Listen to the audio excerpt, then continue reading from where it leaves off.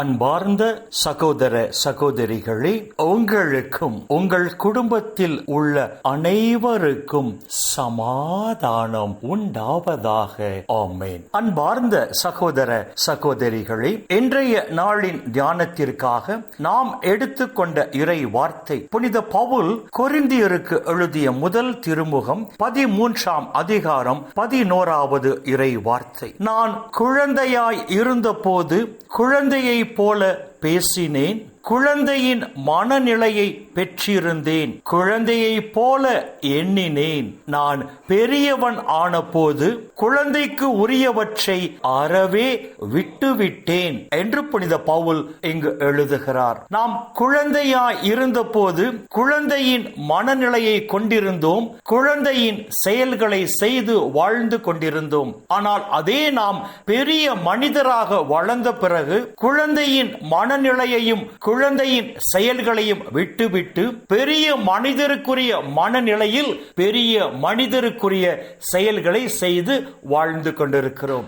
குழந்தையாய் இருந்தபோது குழந்தையின் மனநிலையில் குழந்தைக்குரிய செயல்களை செய்து வாழ்ந்த நாம் பெரிய மனிதராக வளர்ந்த பிறகு பெரிய மனிதருக்குரிய மனநிலையில் பெரிய மனிதருக்குரிய செயல்களை செய்து வாழ்கிறோம். அதே போல் கிறிஸ்துவால் மீட்கப்படும் முன்பாக ஊன் இயல்பின் மனநிலையில் ஊன் இயல்பின் செயல்களை செய்து வாழ்ந்த நாம் கிறிஸ்துவால் மீட்கப்பட்ட பின் ஆவிக்குரிய மனநிலையில் ஆவிக்குரிய செயல்களை செய்து வாழ வேண்டும். கிறிஸ்துவால் மீட்கப்படும் முன்பாக இந்த மண்ணுலகை சார்ந்த வாழ்க்கை வாழ்ந்த நாம் கிறிஸ்துவால் மீட்கப்பட்ட பின் விண்ணுலகை சார்ந்த மக்களாக வாழ வேண்டும். கிறிஸ்துவால் மீட்கப்படும் முன்பாக பழைய மனிதருக்குரிய இயல்பையும் அதற்குரிய செயல்களையும் செய்து வாழ்ந்த நாம் கிறிஸ்துவால் மீட்கப்பட்ட பின் பழைய மனிதருக்குரிய இயல்பையும் அதற்குரிய செயல்களையும் விட்டுவிட்டு புதிய மனிதருக்குரிய இயல்பையும் அதற்குரிய செயல்களையும் செய்து வாழ வேண்டும் என்ற ஒரு அழகான சத்தியத்தை புனித பவுல் இந்த இறை வார்த்தைகள் வாயிலாக நமக்கு தெளிவாக எடுத்து சொல்லுகிறார். அன்பார்ந்த சகோதர சகோதரிகளே, ரட்சிக்கப்பட்ட நாம், மீட்பு பெற்ற நாம் ரட்சிக்கப்பட்ட மக்களாக மீட்கப்பட்ட மக்களாக வாழ வேண்டும் என்ற ஒரு அழகான உண்மையை புனித பவுல் இந்த இறை வார்த்தைகள் வாயிலாக தெளிவாக எடுத்து சொல்லுகிறார். ரட்சிக்கப்படும் முன் பாவ வாழ்க்கை வாழ்ந்த நாம் ரட்சிக்கப்பட்ட பின் அந்த பாவ வாழ்க்கையை விட்டு பரிசுத்தமான வாழ்க்கை வாழ வேண்டும் என்ற ஒரு அழகான உண்மையை புனித பவுல் இந்த இறை வார்த்தைகள் வாயிலாக தெளிவாக எடுத்து சொல்லுகிறார். அன்பார்ந்த சகோதர சகோதரிகளே, இயேசு கிறிஸ்து வழியாக கடவுளுக்கு ஏற்புடையவர்கள் ஆகியிருக்கும் நாம் நம்முடைய பழைய மனித இயல்பையும் அதற்குரிய செயல்களையும் விட்டுவிட்டு நம்மை உண்டாக்கினவரின் சாயலுக்கேற்ப புதிய இயல்பை அணிந்து கொண்டு அதற்கேற்ற செயல்களை செய்து வாழ வேண்டும் என்ற ஒரு அழகான உண்மையை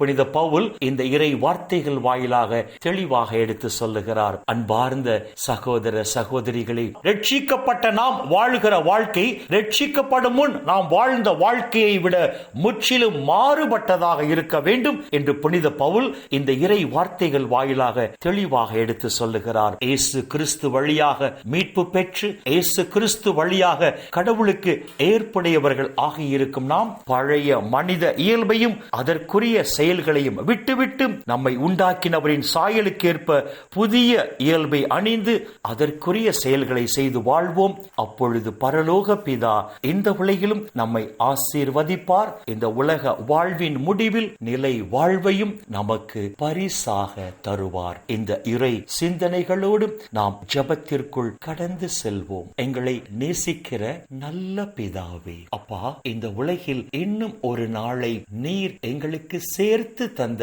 உம்முடைய கிருபைக்கு நன்றி சொல்லுகிறோம். ரட்சிக்கப்பட்ட எங்கள் வாழ்க்கை ரட்சிக்கப்படும் முன் இருந்த வாழ்க்கையை விட முற்றிலும் மாறுபட்ட ஒன்றாக இருக்க வேண்டும் என்று சொல்லி உம்முடைய உயிருள்ள வார்த்தைகள் வாயிலாக எங்களோடு பேசினீரே, அப்பா, உமக்கு நன்றி சொல்லுகிறோம். விண்ணக ராஜ்யத்தை சொந்தமாக்கி கொள்ள உம்மால் தேர்ந்து கொள்ளப்பட்டு பெயர் சொல்லி அழைக்க பெற்ற நாங்கள் புதிய மனிதருக்குரிய இயல்பையும் அதற்குரிய செயல்களையும் செய்து இந்த உலகில் உம்முடைய பிள்ளைகளாக நாங்கள் வெளிப்படும் போது அப்பா, இந்த உலகிலும் தேவரீர் எங்களை ஆசீர்வதித்து இந்த உலக வாழ்வின் முடிவில் நிலை வாழ்வையும் எங்களுக்கு பரிசாக தருவீராக. அப்பா பிதாவே, இந்த இறை செய்தியை கேட்கிற எல்லா மக்களையும் அவர்கள் குடும்பங்களையும் விண்ணக ஒளி பீடத்திலிருந்து தேவரீர் ஆசீர்வதிப்பீராக.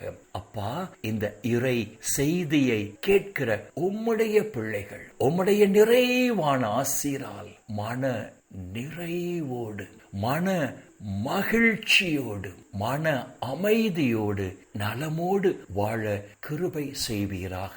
அப்பா பிதாவே, தெலங்கானாவில் வாழ்கிற மூல நோயால் பாதிக்கப்பட்டிருக்கிற ஸ்ரீனிவாஸ் என்கிற அந்த சகோதரருக்காக உம்முடைய பாதத்திற்கு வருகிறோம். அப்பா, நீர் இரக்கம் நிறைந்தவர், மனது உருக்கம் உடையவர். அப்பா, ஒரு விசை உம்முடைய இரக்கத்தின் நிமித்தம் இந்த சகோதரர் ஸ்ரீனிவாசை தேவரீர் கண்ணோக்குவீராக. உம்முடைய இரக்கத்தின் நிமித்தம், உம்முடைய இரக்கத்தின் நிமித்தம் அப்பா, இந்த சகோதரர் இந்த வியாதியிலிருந்து பூரண சுகம் பெற்று உம்முடைய சாட்சியாக இந்த உலகிலே வாழும்படி தேவரீர் அருள் புரிவீராக. அப்பா, உம்முடைய இரக்கத்தின் நிமித்தம் இவருக்கு நீர் சுகம் கொடுத்து இவரை உம்முடைய சாட்சியாக நீர் எழுப்பின உம்முடைய கிருபைக்கு நன்றி சொல்லுகிறோம். மகிமை உமக்கு செலுத்துகிறோம் நல்ல பிதாவே.